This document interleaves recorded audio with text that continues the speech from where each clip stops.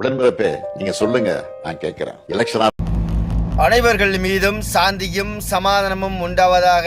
என் அன்பு உறவுகளே, தயவு செய்து இதை பொறுமையா கேளுங்க.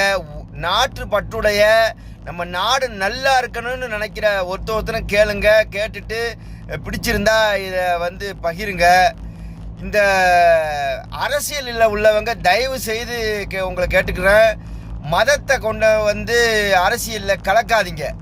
நீங்கள் ஹிந்து, முஸ்லீம், கிறிஸ்டின் இப்படி சொல்லிக்கிட்டு அந்த பேரில் இருந்துக்கிட்டு அதுக்கு எதிராக செயல்பட்டு கொண்டிருக்கிறேங்கிறது நிறைய பேருக்கு தெரியாது. அரசியலில் இருக்கிற பெரும்பான்மை ஒரு 90% மதத்தினர் இந்துக்கள் வேதத்தை கடைபிடிப்பதில்லை, இஸ்லாமியர்கள் இஸ்லாமிய வேதத்தை கடைபிடிப்பதில்லை, கிறிஸ்தவர்கள் கிறிஸ்தவ வேதத்தை கடைபிடிப்பதில்லை. அதில் சொல்லப்பட்டது ஒன்று, இவர்கள் நடந்து கொள்வது ஒன்று.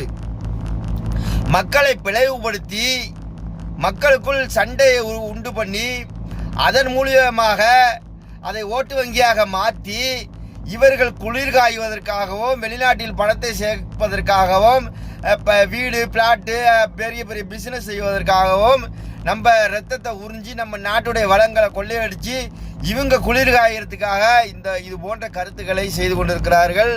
குறிப்பாக இப்போ நான் இஸ்லாமிய மார்க்கத்தை பின்பற்றக்கூடியவன். இஸ்லாம் ஒரு மதம் கிடையாது. மதம் என்ற வெறி, யானைக்கு மதம் பிடிச்சிச்சுமாங்கள அது மாதிரி வெறி கிடையாது. வெறி பிடிச்சலாம் யாரும் இல்லை. இஸ்லாங்கிற ஒரு வழிமுறை. நாமும் நீங்கள் இந்துக்களுங்கிறீங்கள, இந்துக்கள்ங்கிற வார்த்தையே தவறு. அது வெள்ளைக்கார நம்மளை சூட்டி அழைத்தது தான் இந்துக்கள். முஸ்லீம், கிறிஸ்தவர், இந்து எல்லாருக்கும் ஒட்டுமொத்த பேர் ஹிந்து தான், வெள்ளைக்காரன் சொன்னது. அதனால் நம்ம எல்லாம் ஹிந்து தான், இந்தியர்கள்ங்கிற இந்து தான். அவரவர்கள் ஒரு வழிமுறைகளை பின்பற்றி அவங்கவுங்களுக்கு பிடிச்சதில் வாழ்ந்துக்கிட்டு இருக்காங்க. அப்படியே வாழ விடுங்க. அதே நேரத்தில் இந்த அரசியலில் அட்வைஸ் சொல்கிறேன், நாங்கள் மதத்தை நாங்கள் தான் தூக்கி பிடிக்கிறோன்னு சொல்லிக்கிட்டு பொய் சொல்லிக்கிட்டு மக்களை போட்டு குழப்பாதீங்க. இப்போ இஸ்லாத்தில் சொல்லப்பட்டது போல் இஸ்லாமியர்கள் நடக்கிறார்களா? பெண்களுக்கு சொத்து உரிமையில் சரியாக பங்கு கொடுக்குறாங்களா?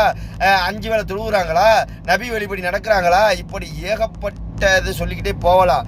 முதல்ல அரசியலில் நம்ம அவங்க செஞ்ச அட்டூழியங்கள் அலப்பறையெல்லாம் பார்த்தோம். அதே மாதிரி ஹிந்துக்கள் சொல்கிறீங்களா, இந்து வேதத்தில் சொல்லியிருக்க மாதிரி நீங்கள் நடக்கிறீங்களா? கிறிஸ்தவர்கள் இயேசுநாதர் சொன்ன மாதிரி நடக்கிறீங்களா? அதனால் வாயை பொத்திக்கிட்டு உங்கள் வேலையை பார்த்துட்டு போங்க. மக்களை போட்டு குழப்பாதீங்க, நாட்டை குட்டிச்சாவரை ஆக்காதீங்க. உங்களுக்கு அரசியல் செய்கிறதுக்கு எத்தனையோ பிரச்சனைகள் இருக்குது. இப்போ இத்தனை வருஷமாக ஆண்டுகிட்டு இருந்தாங்க, எல்லாம் வாயை மூடிக்கிட்டு இருந்தீங்க. இப்போ ஓரளவு மக்களுக்கு உரிமை உள்ள மக்கள் பயனடையக்கூடிய ஆட்சி வந்திருக்குன்னு சொல்கிறாங்க. அவங்களுக்கு என்ன உதவி செய்யணும், எப்படி இந்த ஆட்சியை கொண்டு போகணும், மக்களுக்கு பயனுள்ள ஆட்சியை எப்படி மாற்றணும்னு சொல்லி அறிவுரை சொல்லுங்கள். அந்த ஆஸ்பத்திரியில் எவ்வளோ ஊழல் நடக்குது, தரமற்ற ஆஸ்பத்திரியாக இருக்குது. மருந்து மாத்திரையெல்லாம் தனியார்கிட்ட போய் விற்று போடுறாங்க. இப்படி அசிங்கமாக இப்போ டாய்லெட் அசிங்கமாக கிடக்கு. இப்படி எண்ணற்ற பிரச்சனைலாம் இருக்குது. அதெல்லாம் சுட்டி காட்டி அதை சரி பண்ணுறதுக்கு அட்வைஸ் பண்ணுங்கள். அதே மாதிரி அதிகாரிகளிடத்துல லஞ்சம், ஊழல், இப்படி அதிகார துமுறு மப்டியில் போய் ஏமாற்றி பல கடைகளில் நான்லாம் பாதிக்கப்பட்டிருக்கேன். நான் ஆஃபீஸர் அது இதுன்னு காடை காட்டி நிறையா லஞ்சம் வாங்குறது, கொள்ளையடிக்கிறது, இது ஏகப்பட்ட நடந்துக்கிட்டு இருக்கு. தவறுகள் செய்தவர்களை உடனடியாக தண்டிக்க வேணும், அவர்களை பதவி நிற்க வேணும்னு சொல்லுங்கள். ரோட்டில் சாலைகளை மறித்து ஆர்ப்பாட்டம் பண்ணுறேன், மீட்டிங் போகிறேன்னு சொல்லி மக்களுக்கு பெரிய அவதி, ஆம்புலன்ஸ் கூட போக முடியாத சூழ்நிலை இருக்குது. மீட்டிங்லாம் போய் ஒரு கிரவுண்டில் போடுங்க. சாலையை மறித்து எந்த ஒரு மீட்டிங்கும் போடாதீங்க. அது மாதிரி முதலமைச்சர் போகும்போது வரிசையாக பல கார்கள் போகுது, அதனால் இப்போ டிராஃபிக் ஜாம் ஆகுது. அமைச்சர்கள், எம்எல்ஏக்கள், இப்படி பெரிய பெரிய ஆட்கள் எல்லாம் பெரிய பாஷா படத்தில் ரஜினிகாந்த் போகிற மாதிரி போடுறதுனால பல பேருக்கு பல பிரச்சனைகள் இருக்குது. எளிமையாக வாழ பாருங்கள், சிக்கனத்தை கடைபிடிங்க. எவ்வளோ நம்மளால் செலவுகளெல்லாம் குறைச்சி ஏழை எளிய மக்கள் எத்தனை பேர். இப்போ நான்லாம் வீடு இல்லை, ஏன்னா அரசாங்கத்தில் எந்த உதவியும் இல்லை. ஏன்னா ஓட்டுக்கு பணம் வாங்காமல் நோட்டாக்கு போட்டேன்னு சொல்லி ஃபேஸ்புக்கில் பேசுனதுனால யாருமே நம்மளை நோட் பண்ண மாட்டிருக்காங்க. நம்ம இறைவன் நோட் பண்ணால் போதும்னு சொல்லி வாழ்ந்துக்கிட்டு இருக்காங்க. எத்தனை மக்கள் மருத்துவ வசதி இல்லாமல், வீடு இல்லாமல், வருமானம் இல்லாமல் இருக்காங்க. இலவசத்தை கொடுக்காம ஒரு மாதம் ஒரு 3000 ஒரு குடும்பத்துக்கு கொடுத்து அவங்களுக்கு ஒரு சின்ன வேலை, இத்தனை ரோடு அசிங்கமாக இருக்குது, சாக்கடை சுத்தம் பண்ணாமல் இருக்குது, கருவு மரம் எல்லாம் மண்டி கிடக்கு, விவசாயம் இல்லாமல் இருக்குது, உற்பத்திகள் இருக்குது, உணவு உற்பத்தி இல்லாமல் இருக்குது, ஏகப்பட்ட பிரச்சனைகள் இருக்குது. அதெல்லாம் சின்ன சின்ன வேலையை கொடுத்து காசை கொடுங்க, சும்மா கொடுக்காம. ஏன்னா அது மாதிரி டாஸ்மார்க்கை மூடிட்டாங்கன்னு சொல்லி பல பேர் போராட்டம் பண்ணிக்கிட்டு இருக்காங்க. அந்த மாதிரி ஆளுலாம் நாட்டுக்கு தேவையில்லை. ஏன்னா டாஸ்மார்க்கு வழிபாட்டு தலங்களில் இந்த மாதிரி ஸ்கூலு முக்கியமான இடங்களில் சிட்டிலெல்லாம் இருக்கிறத எடுத்தது அது ரொம்ப வரவேற்கிற. அது மாதிரி நல்ல விஷயங்களை அரசுக்கு சொல்லுங்க.